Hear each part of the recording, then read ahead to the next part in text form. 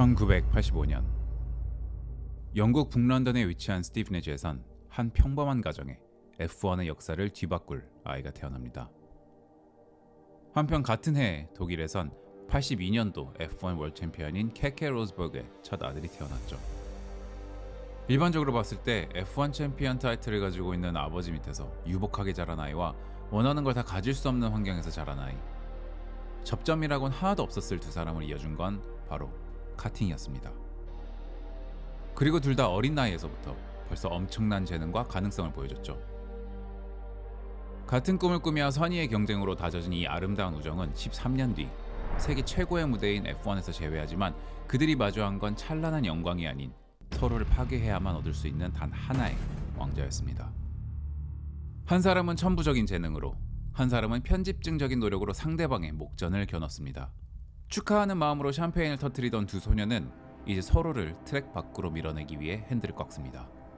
단 0.1초라도 상대방보다 빨리 달리기 위해 20년의 우정을 판돈으로 걸었고 왕좌를 위해 서로의 영혼을 깎아내야 했던 지독한 심리전. 친구가 적으로 바뀌기까지 걸린 시간은 단 4년이었습니다. 오늘 박스 패스 F1에서는 F1 역사상 가장 뜨거웠고 가장 처절했던 두 사람의 내전, 해밀턴 vs 로즈버그의 이야기를 시작합니다.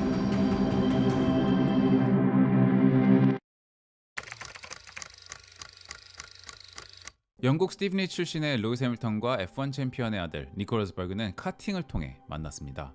루이스 해밀턴은 1993년 영국에서 8살에 카팅을 시작하자마자 천부적인 재능으로 국내 카팅 대회를 섭렵했고 모나코에서 자란 니코 로즈버그는 91년 불과 6살이라는 나이에 프랑스에서 카팅에 입문했죠. 일찍부터 뛰어난 재능을 가진 두 선수는 레이싱의 신이 장난을 치듯 2000년도 카팅계의 F1인 포뮬라 E에서 라이벌이 아닌 머세디스 벤츠 맥라렌 팀 소속 팀메이트로 만나게 되며 그들의 인연이 시작됩니다. 그리고 그해 유러피안 카팅 챔피언십에선 루이스 해밀턴이 압도적인 점수차로 우승을 하지만 니코 로즈버그 또한 2위에 이름을 올리면서 경쟁력 있는 모습을 보여줬습니다. 아직 15살이라는 어린 나이였기에 선의의 경쟁을 하며 형제를 다졌고 둘은 언젠가 F1에서도 함께 달리기를 꿈꿨습니다. 그리고 포뮬라 1에 처음 합류한 건 니코 로즈버그였습니다. 2005년 현 포뮬라2의 전신이기도 했었던 GP2에서 우승을 하며 2006년 당시 미드필드 팀이자 아버지인 케케 로스버그가 챔피언십 우승을 달성했던 윌리엄스에 합류하며 F1 커리어를 시작했죠. 탑팀은 아니었지만 거기서 그는 차에 대해 보다 깊게 공부하고 직접 경험하며 F1 선수로서의 감각을 키워나갔습니다. 그는 루이스 해밀턴처럼 천부적인 재능과 감각을 가지고 있지는 않았지만 이를 커버할 수 있는 두뇌를 가지고 있었죠. F1은 빠르기만 해선 되는 레이싱이 아닙니다. 크게 봤을 땐 맞지만 그 과정에는 공기역학에 의해 엔지니어링, 연료관리, 타이어 관리 등 차에 관련된 지식이 있어야 남들보다 빠를 수 있죠. 그리고 니코 로즈버그는 16살에 항공역학을 공부할 정도로 차와 관련된 지식을 광적으로 쌓았으며 윌리엄스 엔지니어링 적성검사에서 역대 최고 점수를 받기도 했습니다. 한편 루이스 해밀턴 또한 2006년 GP2 챔피언십에서 우승을 했고 이미 98년도부터 맥라렌의 영 드라이버 프로그램에 소속했었던 그는 다음 해인 2007년 당시 탑티어 팀이었던 맥라렌에서 자신의 F1 데뷔를 했습니다. 이미 데뷔 전부터 잘하기로 소문난 그는 당시 2년 연속 월드 챔피언이었던 페르난도 알론소가 르노에서 맥라렌으로 이적해 팀메이트가 됐음에도 전혀 주눅들지 않고 오히려 그의 챔피언십을 위협하기까지 했습니다. 하지만 그해의 결과는 아시다시피 루이스 해밀턴도 페르난도 알론소도 아닌 페라리의 키미 라이커넨이 챔피언이 됐죠. 혹시 2007년의 챔피언십이 어떻게 진행됐는지 그리고 어떤 엄청난 사건이 당시 벌어졌는지 모르신다면 제 채널에 이 두 영상을 참고하시면 되겠습니다.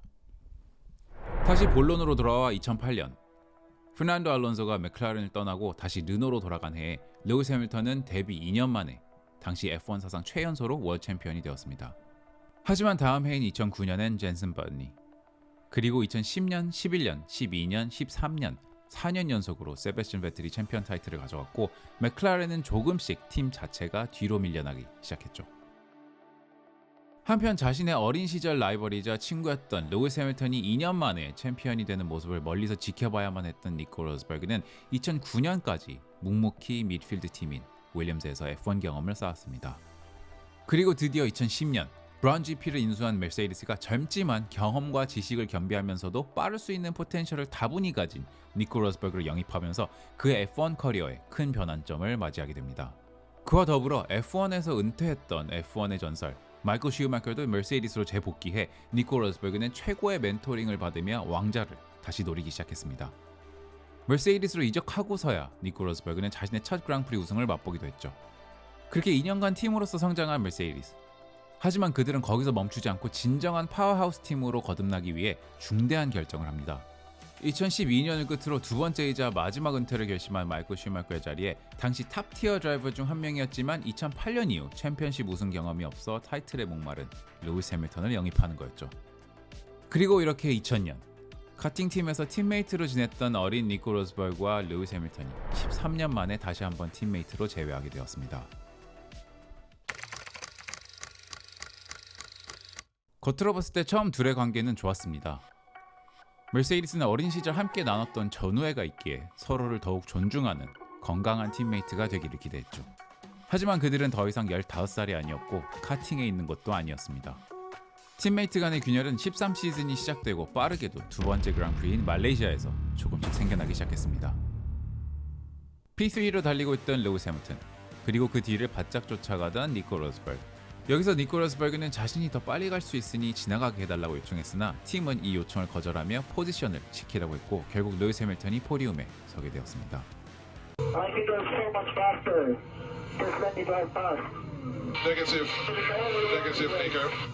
두 선수 모두 챔피언십을 노리는 입장에서 자신이 페이스가 확연히 더 좋았음에도, 그리고 이건 제 개인적인 생각이지만 팀의 선배이기도 한 자신을 팀 오더로 앞으로 나아가지 못하게 한 것에 배신감을 느꼈을 겁니다. 경기 후 루이스 해밀턴도 니코 로스버그가 더 빨랐다는 것을 인정했죠. 그래도 2013년도엔 둘의 관계가 크게 뒤틀린 일 없이 무난하게 지나갔습니다. 2013년도는 맛보기였을 뿐 진정한 파국은 2014년도부터 시작하죠. 2014년 F1의 엄청난 대변화가 찾아옵니다. V8의 엔진이 터보 하이브리드 시대로 바뀌는 해였죠. 그리고 이 변화에 가장 잘 적응한 팀은 그 어느 팀도 아닌 바로 머세디스였습니다. 그들의 차가 얼마나 압도적인가는 첫 그랑프리인 호주 그랑프리에서부터 명백히 보여졌습니다. 루이스 해밀턴은 DNF를 했지만 우승을 차지한 니코 로스버그는 2위였던 다니엘 리카르도와 24초 이상의 차이로 체크 플래그를 받았고 그 다음 그랑프리 말레이시아에서도 원투는 머세디스가 가져갔죠. 그리고 맞이한 세 번째 그랑프리 바레인 그랑프리에서 불씨만 있었던 둘의 라이벌 관계에 본격적으로 불이 붙기 시작합니다. 쿼리에서 폴을 딴 건 니코 로스버그였고 P2는 루이스 해밀턴이었습니다. 하지만 레이스 당일 불이 꺼지고 1번 코너를 나와 선두로 나온 건 감각적인 드라이빙으로 안쪽을 파고든 루이스 해밀턴이었습니다. 그렇다고 쉽게 물러난 니코 로스버그도 아니었죠. 둘은 레이스 내내 엎치락 뒤치락하며 사고가 날 뻔한 위험한 순간들이 나왔지만 누가 이겨도 이상하지 않을 만큼 완강하게 둘만의 피말리는 배틀을 펼쳤습니다. 하지만 남들은 신경도 쓰지 않은 채 압도적인 차로 펼친 둘만의 레이스의 결과는 단 1.08호초라는 간발의 차로 루이스 해밀턴이 가져갔죠. 피튀기는 레이스를 펼쳐준 것에, 팀메이트 간의 타이틀 경쟁이 시작됐다는 것에 사람들은 열광했습니다. 그런데 바레인 그랑프리 이후 루이스 해밀턴을 격분하게 할 엄청난 뉴스가 터져나옵니다. 바레인 그랑프리 전 머세디스가 니코 로스버그에게 해밀턴의 드라이빙 데이터가 담긴 문서를 줬다는 소식이었죠. 니코 로스버그는 감각적인 루이스 해밀턴의 드라이빙을 자신의 뛰어난 레이스 두뇌를 이용해 공략법을 찾으려고 노력한 것 같습니다. 거기에 더해 니코 로스버그는 루이스 해밀턴과의 갭을 줄이기 위해 FIA 규정상으로는 금지되지 않았지만 팀 자체에서 금지한 엔진 모드를 사용한 정황까지 드러났죠. 그가 얼마나 루이스 해밀턴을 이기고 싶었는지, 그리고 챔피언십 우승이 얼만큼 간절했는지를 보여줬던 부분이었죠. 2014 시즌 5번째 그랑프리가 펼쳐진 스페인에서 루이스 해밀턴은 말레이시아, 바레인, 중국에 이어 4연승을 달성하면서 큰 격차로 챔피언십 리드를 가져오게 됩니다.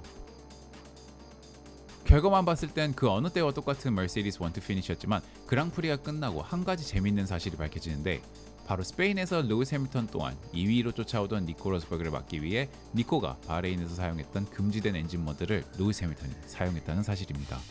레이스적으로는 루이스 해밀턴이 그랑프리 4연승을 하며 계속해서 그의 팀메이트를 압도하는 듯한 모습을 보였지만 그 또한 니코 로스버그가 자신의 챔피언십 타이틀에 위협이 된다고 충분히 인식했다는 걸 보여줬죠.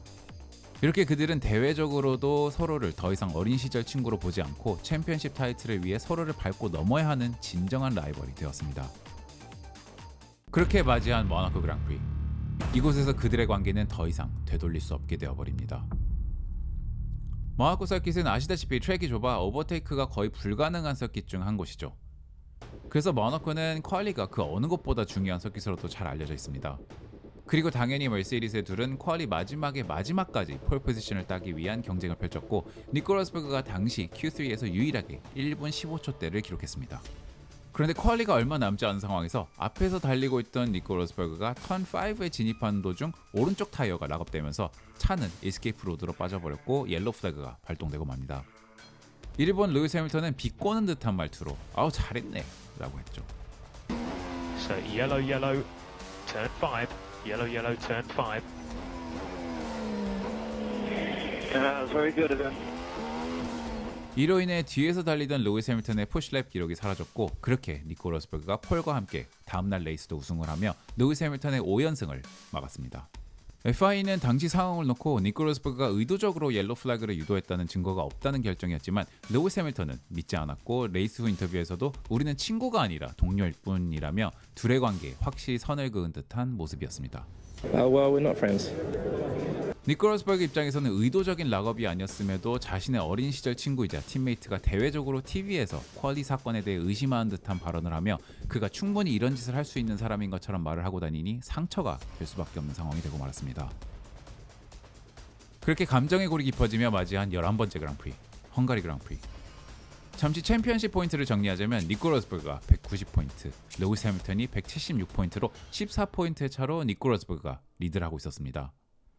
헝가리 쿼리에서 니코 로스버그는 폴을 땄고 루이스 해밀턴은 엔진 고장으로 Q1 탈락을 하며 피트레인에서 스타트를 하게 되었죠. 니코 입장에선 큰 점수차를 벌릴 수 있는 기회였으나 레이스 중간에 세이프티카와 비로 인한 혼돈의 레이스로 인해 루이스 해밀턴이 P3, 니코 로스버그가 P4에서 달리는 상황이 연출됐습니다. 니코 로스버그는 전략상 핏스톱을 한 번 더 해야 했기 때문에 팀에선 해밀턴에게 자리를 내어주라는 오더를 내렸으나 Okay, let Nico pass this lap, please. Let Nico pass on the main start finish straight. 해밀턴은 이를 무시했고 결국 레이스 포디움에 서는 건 루이스 해밀턴이었습니다. 니코 로스버그는 이 순간을 잊지 않았습니다. 그리고 그의 복수는 4주 뒤 서머 브레이크가 끝나고 맞이한 첫 그랑프리인 벨기에에서 이뤄졌죠. 레이스가 시작되고 얼마 지나지 않아 두 번째 랩에서 리드인 루이스 해밀턴을 쫓아가던 니코 로스버그는 1번 코너를 지나고 만나는 시케인에서 해밀턴 뒤를 바짝 쫓아갔고 스위치백을 노리는 와중에 그의 오른쪽 앞 윙과 루이스 해밀턴의 왼쪽 뒷바퀴가 충돌하면서 타이어가 터지고 마는 사고가 발생합니다. 루이스 해밀턴은 타이어 교체 후 다시 레이스에 돌아왔으나 차의 데미지로 인해 결국 레이스를 끝내지 못했고 리타이어하고 말았습니다. 니코 로스버그는 P2로 포디움에 섰으나 관객들은 그에게 야유를 날렸고 이때부터 같은 머세디스 팬들 사이에서도 명확하게 나눠지게 되었죠. 하지만 오히려 벨지안 그랑프리 이후 루이스 해밀턴의 페이스가 살아나며 남은 7그랑프리 중 6그랑프리를 우승하며 2014년도 챔피언으로 등극하게 됩니다.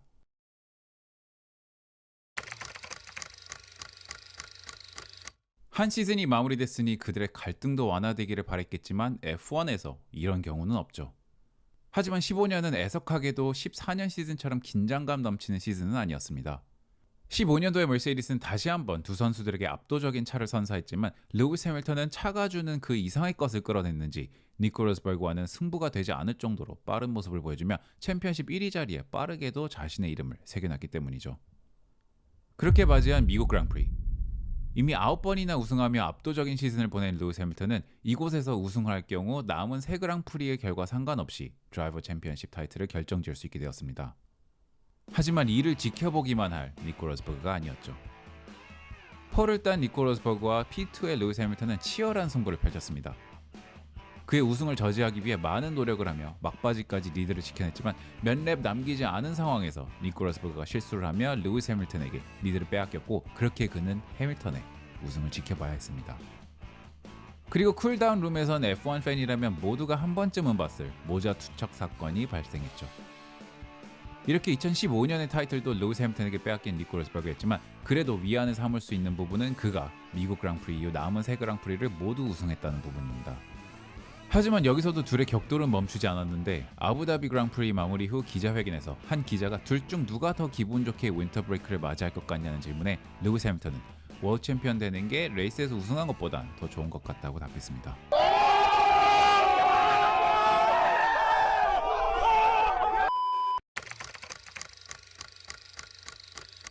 지난 9년간 F1에서 5년간 머세디스에서 그리고 2년간 패력을 압도하는 차를 가졌음에도 루이스 해밀턴이라는 거대한 벽을 넘지 못한 니코 로스버그는 2015년 겨울 모든 걸 내려놓고 챔피언십 우승이라는 단 하나의 목표만을 위해 뼈와 살을 깎는 노력을 하기 시작합니다.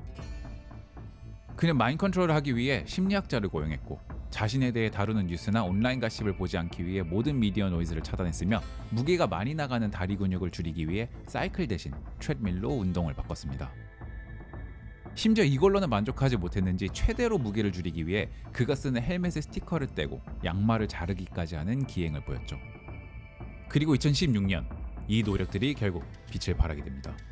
첫 4그랑프리를 연속으로 우승하며 지난 시즌에 3연속 그랑프리 우승까지 합해 7연속 우승이라는 F1 사상 알레인 프로스트, 마이클 슈마커, 세바스찬 베틀 단 3명만이 보유하고 있는 기록에 자신의 이름을 추가했죠. 승승장구했던 니코 로스버그지만 그렇다고 쉽게 포기할 루이스 해밀턴이 아닙니다. 그리고 그렇게 사건은 5번째 그랑프리인 스페인에서 터집니다. 당시 챔피언십 스탠딩에서 43점이나 차이가 나던 상황. 루이스 해밀턴은 스페인에서 폴 포지션을 땄고 니코는 P2를 했습니다. 그리고 시작된 레이스. 폴에서 출발한 루이스 해밀턴이었지만 1번 코너에서 빠르게 니코 로스버그의 리드를 빼앗깁니다. 하지만 니코 로스버그가 포메이션 랩 때 잘못 조작한 엔진 모드가 화근이 되어 차의 힘이 빠져버렸고 3번 코너에서 루이스 해밀턴이 이를 놓치지 않고 바깥쪽을 파고들었죠. 그 순간 니코 로스버그가 방어를 시도했는데 속도가 너무 빨랐던 루이스 해밀턴은 회피하는 과정에서 잔디 쪽으로 빠졌다가 다시 트랙으로 들어오면서 둘은 충돌했고 두 차 모두 주행불능이 되어 리타이어라고 말았습니다. 스페인에선 첫 랩에 사건이 터졌다면 오스트리아에선 마지막 랩에 사건이 터지고 맙니다. 막바지에 접어든 오스트리아 레이스에선 니코 로스버그가 리드를 잡고 있었습니다. 하지만 루이스 해밀턴 또한 뒤에서 계속 압박을 가하고 있었고 마지막 랩이 되자마자 니코 로스버그가 1번 코너에서 실수를 해 휠 투 휠 상황이 되고 말았죠. 우승까지 다 왔는데 찰나의 실수 때문에 우승 트로피를 빼앗길 수 있겠다는 심리였는지 아니면 지금까지 루이스 해밀턴이라는 그림자 속에서 만년 2위에만 만족했어야 했던 자신의 억울함 때문인지는 모르겠지만 그 순간 니코 로스버그는 안전보단 끝까지 물고 늘어지겠다고 결정하며 자리를 내어주지 않았고 결국 다시 한번 루이스 해밀턴과 충돌하고 맙니다. 바깥쪽을 공략하는 루이스 해밀턴이 좀 더 앞서 있었기에 충돌한 순간 니코 로스버그의 프론트 윙이 망가지고 말았죠.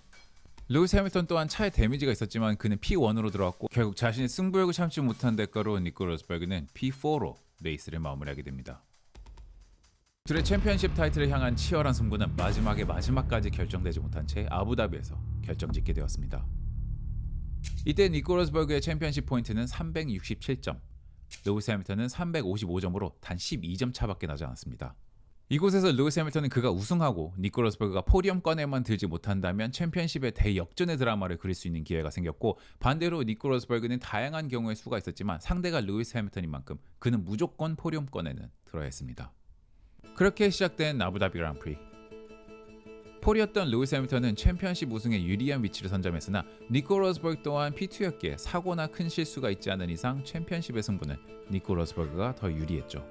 근데 레이스가 조금 이상하게 흘러가기 시작합니다. 루이스 해밀턴의 페이스가 점점 느려지기 시작했죠. 차의 문제는 보이지 않았음에도 눈에 띄게 느려지기 시작합니다. 그렇다고 또 니코 로스버그가 추월할 수 있는 정도로 느려지진 않았죠. 루이스 해밀턴은 알고 있었을 겁니다. 만약 자신이 느려지면 뒤에 있는 차들이 쫓아올 거고 P2에 있는 니코 로스버그를 위협해 실수를 유발하거나 추월해 포디엄권 밖으로 벗어나면 자신이 우승할 수 있다는 걸요. 팀은 해밀턴에게 페이스를 올리라고 반복적으로 명령했지만 그는 이를 무시하고는 라디오로 지금 리드하고 있는 건 나야. 그리고 아주 편해 라고 말했습니다. 하지만 이런 심리전에도 결국 니코 로스버그는 P2 자리를 사수했고 그렇게 그는 루이스 해밀턴과 단 5점 차로 자신이 평생을 꿈꿔왔던 그리고 자신의 아버지가 경험했던 F1 월드 챔피언이라는 꿈을 이루게 됩니다. 그리고 그렇게 4년간 F1의 가장 높은 산이었던 어린 시절 친구와의 피말리는 싸움에서 처음으로 승리하게 됐죠. 하지만 이 꿈을 이루기 위해 그동안의 정신적 그리고 육체적 희생이 너무 컸는지 그는 F1 월드 챔피언이 되고 단 5일 뒤 비엔나에서 열린 시상식 자리에서 전격 은퇴를 발표합니다. 니코 로스버그는 단 하나의 영광을 위해 10년을 그리고 당시 패력의 그 누구도 경험하기 어려웠을 가장 격렬한 4년을 보냈고 자신의 목표를 달성했기에 미련 없이 은퇴를 결정할 수 있었던 것 같습니다. 두 사람이 함께한 2014년, 16년의 머세디스는 F1 역사상 가장 압도적인 한 팀의 지배기였습니다. 두 사람이 원투 피니시를 한 횟수는 역대 팀 동료 듀오 중 최다 기록인 총 31회였고 동기간 메르세데스는 78레이스 중 총 54레이스를 우승하며 약 69%라는 승률을 보여줬죠. 최고의 차를 만든 덕도 있지만 둘의 라이벌 관계가 서로를 더욱 채찍질하며 압박했기에 거둘 수 있는 결과이지 않았나 생각합니다. 공식적으로 둘이 화해했는지는 알 수 없지만 사적으로는 다시 좋은 관계로 돌아갔다고 전해집니다. 같은 팀 동료로서 경쟁하며 쌓였던 원망과 앙금, 서로가 겪어야 했던 일들을 생각하면 완전히 사라지진 않았겠지만 세월이 많이 흐른 만큼 서로를 존중하는 관계로 발전하지 않았을까 생각합니다. 영상 재밌게 보셨다면 구독과 좋아요, 하이프 부탁드리며 지금까지 박스투패스였습니다.